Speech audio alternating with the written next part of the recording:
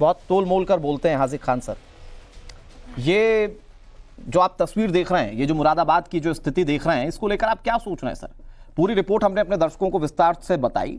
जनाजा रखा हुआ है, मौलाना साहब कह रहे हैं कि मैं जनाजे की नमाज नहीं पढ़ूंगा, जो कि आप भी जानते हैं कि बहुत इंपॉर्टेंट रिचुअल है किसी मुस्लिम के लिए।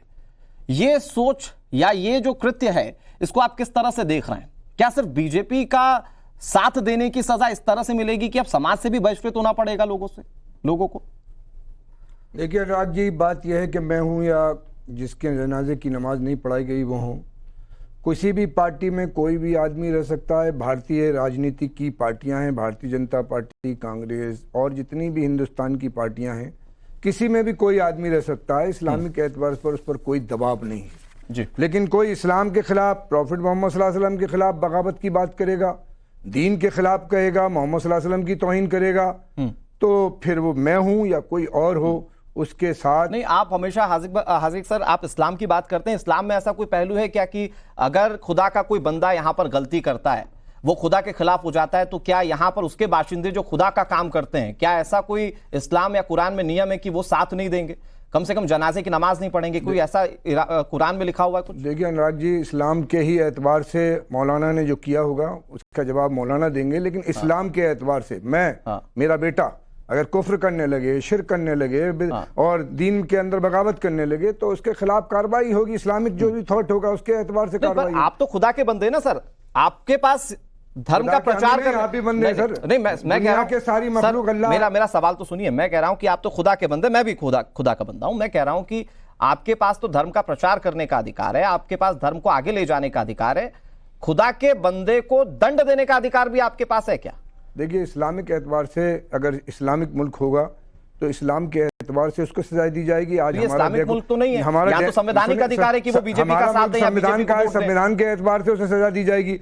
ये नमाज ना पढ़ाना मौलाना की जवाबदेही बनती है। उन्होंने जवाब दे दिया कि एक आदमी प्रॉफिट मोहम्मद सल्लल्लाहु अलैहि वसल्लम के बारे में इस मामले पर बात करेगा, इस मामले पर आप दो सड़क पर एक साथ नहीं चल सकते। हाजी जी, इस मामले पर आप दो सड़क पर एक साथ नहीं चल सकते। आपको ये चुनना पड़ेगा कि या तो मौलाना गलत है या तो वो जो कर रहे हैं वो सही है। आपको सही या गलत में चुनना पड़ेगा। मौलाना गलत या सही, आप ये बताइए। देखिए, मौलाना ने अगर शरई एतबार से, अपने धर्म के एतबार से किया तो बिल्कुल सही किया। उसमें कोई मेरा बेटा मैं हूं तब भी मेरी नमाज नहीं पढ़ाई जाएगी, क्योंकि हम बागी हैं। हमने सिर्फ मोहम्मद सल्लल्लाहु अलैहि वसल्लम से बगावत कर दी, हमने दीन से बगावत कर दी, हमने शरीयत से बगावत कर दी। इस्लाम में उस आदमी का कोई हिस्सा नहीं जो दीन के बारे में 19 बात कर रही हूँ। फरमाया हदीस का मफहूम है कि एक शख्स एक हदीस को 19 समझेगा, यानी नबी के ऊपर तौहीन कर रहा है, वो तो बहुत बड़ा जुर्म है, लेकिन एक हदीस को भी हल्का समझेगा तो वो कुफ्र के दरवाजे पे पहुंच जाएगा। अब आप मौलाना वाले पॉइंट पर चले गए हाजी जी। मैं एक बहुत छोटी सी चीज समझता हूं, उसके बाद में दूसरे मेहमानों के पास जाऊंगा। आप मौलाना वाले पॉइंट पर चले गए।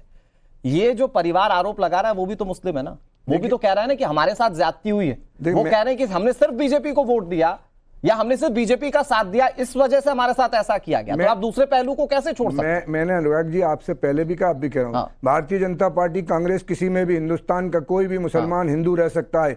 ये राजनीतिक पार्टी है, ये शरीयत की कोई पाबंदी नहीं है। लेकिन आपके सामने दोनों पहलू होने के बाद आपने साथ मौलाना का दिया। एक बात सुनिए, भारतीय जनता पार्टी में रहना कोई शरीयत के खिलाफ नहीं है। भारतीय जनता पार्टी एक सियासी पार्टी है और सियासी पार्टी में कोई भी हिंदुस्तान का मुसलमान नागरिक रह सकता है, लेकिन शरीयत के खिलाफ बगावत करेगा, चाहे मैं हूं, मेरा बेटा हो, कोई भी हो, वो उसके खिलाफ शरीयत की। लेकिन शरीयत की नियमावली तो होगी ना सर, और खुदा के बंदे होने के नाते क्या आपको दंड देने का अधिकार है? शमून काज़मी साहब, मैं आपको मैं चाहता हूं कि आप इंटरवीन करें।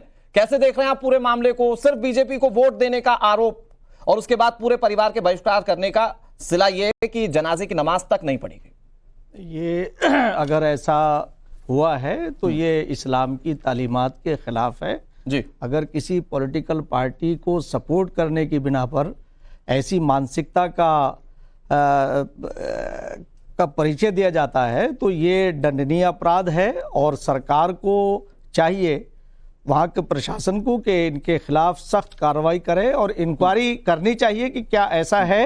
और मैं समझता हूँ कि जितनी भी पॉलिटिकल पार्टी हैं और बशमूल भारतीय जनता पार्टी के, सब वो देश के संविधान को मानती हैं, और देश के संविधान को यहाँ के मुसलमान जो यहाँ रहे, उन्होंने इस संवैधानिक, इस जमहूरी निज़ाम को, लोकतंत्र को स्वीकार करके वो यहाँ रहे हैं। नहीं, मैं ये कोई इसके इस्लामी कॉन्सिक्वेंसेस पर स्टेट बात नहीं करूंगा है काज़मी साहब, मैं इसके और consequences इस्लाम पर के बात खिलाफ भी करूंगा। नहीं है। नहीं, मैं वही बात इसके कर रहा प्रभाव पर बात करूंगा, इसका बहुत डीप इंपैक्ट है हाँ। और मैं उसके मुद्दे पर बात करूंगा। लेकिन मुझे एक छोटी सी चीज बताइए, मैं- क्योंकि हाजिर खान साहब ने जिक्र शरीयत का किया, तो मैं वही शरीयत कह रहा में हूं चूंकि आपसे मेरा सवाल ये है कि- कि क्या किसी खुदा के बाशिंदे को इस बात का अधिकार है क्या कि ऐसा वो इस तरह किसी- से सजा दे? किसी को अधिकार नहीं है कि वो किसी के बारे में कोई फैसला ले, और इस्लाम में तो इसकी इजाजत है ही नहीं, चाहे कोई इमाम हो और चाहे कोई कितना ही बड़ा आदमी हो, कि वो किसी के बारे में ये फैसला करे कि ये कौन था या कौन है, और जिन्होंने ऐसा किया है मैं ये समझता हूं उनकी इंक्वायरी होनी चाहिए और सख्त कार्रवाई होनी चाहिए, इसलिए कि ये लोकतांत्रिक देश है, किसी को दंड देने का अधिकार नहीं है।